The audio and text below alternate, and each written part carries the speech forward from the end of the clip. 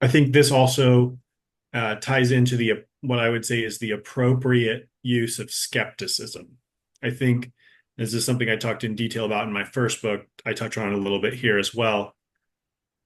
That a lot of people use the term skepticism to basically mean I believe all the standard things that sciencey people supposedly believe, and I reject anything that sounds wacky from that point of view. But I don't think that's not skepticism. That's just holding the standard dogma. Mm.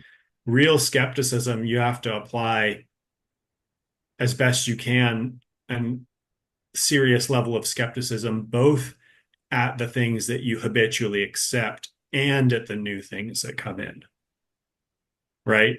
So what that does is, I would put it this way to illustrate it.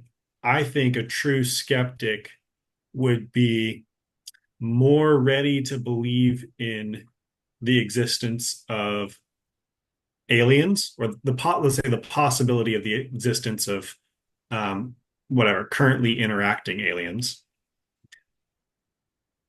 and more suspicious about the permanent constant of the law of gravity or something like that. Like, and that sounds weird, but a true skeptic again wouldn't settle for, oh, I'm just excited at the possibility of aliens and someone has a picture online and therefore they exist. Like, no, you still apply discernment, but you don't have this view of what amounts to, well, I already know everything that's worth knowing, and I already can predict what the rest of the world looks like. So I'm going to be super skeptical against things that sound outlandish to me, and basically give a pass anything that I feel like I could predict myself.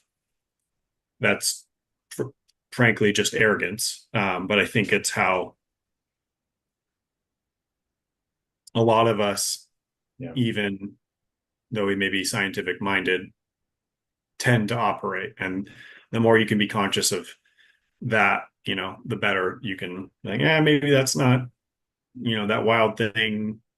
At least someone should be looking into it, even if it's not me. Again, you can't do everything, you can't know everything, but um, why doubt the infinite?